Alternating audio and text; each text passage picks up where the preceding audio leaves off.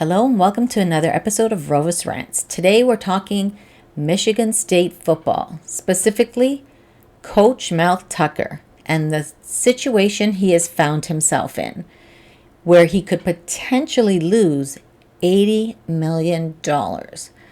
So according to USA Today Sport, they report that there was a complaint filed by a Brenda Tracy, who is a prominent sexual assault prevention advocate, who claims that Tucker had sent her gifts and asked if she wanted to date him, even though he was married.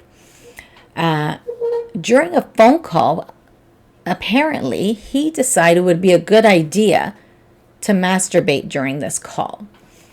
Tracy visited Michigan State in August 21 and April 22 to speak to the football team about preventing sexual misconduct, and she was named an honorary captain of the team's spring football game during that April.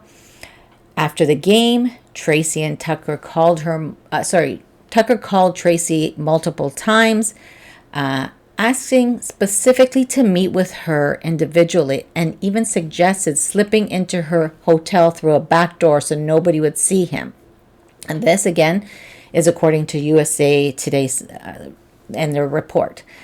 Michigan hired an outside Title IX attorney to investigate Tracy's complaint, which was filed in December.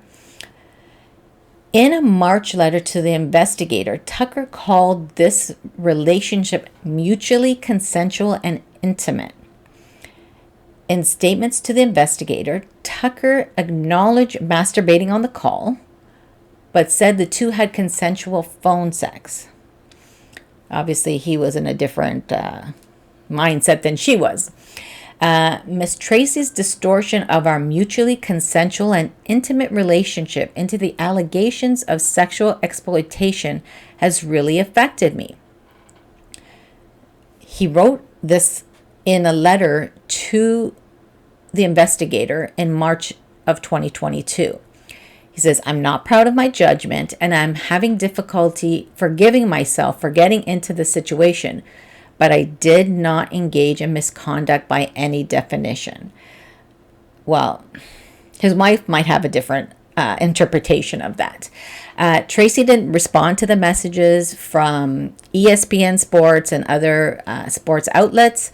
She told the investigator that Tucker's romantic interest was one-sided, and that's what it sounds like to me also.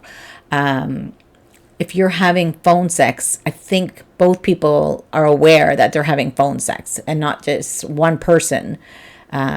Usually it's reciprocal. So ESPN tried to get the documents, but they were denied the public records, with Michigan State saying that the school's interim president refused to request, citing a passage in state law that exempts information that would constitute a clearly unwarranted invasion of an individual privacy.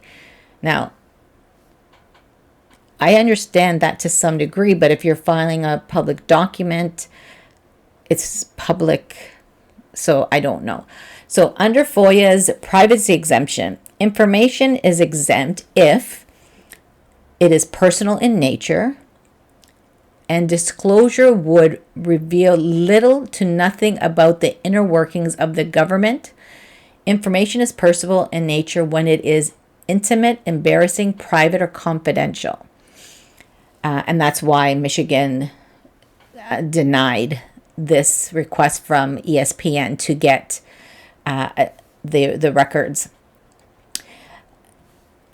ESPN, however, feels that this is a denial and violation of a state law, and has engaged Michigan-based law firm to pursue potential litigation. So they're not leaving it as this is your response and that's it.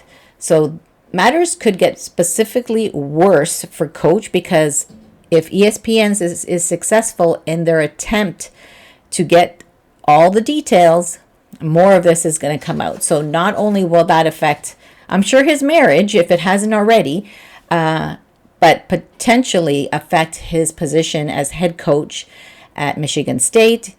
And with him have signing a contract extension to last 10 years, he would lose $80 million. Lots of money to lose for a sex call, phone sex, whatever you want to call it. So again, this is ongoing. There will be a hearing, according to USA Today, to determine whether Tucker violated the school's sexual harassment policy, and that is scheduled for October 5th and 6th.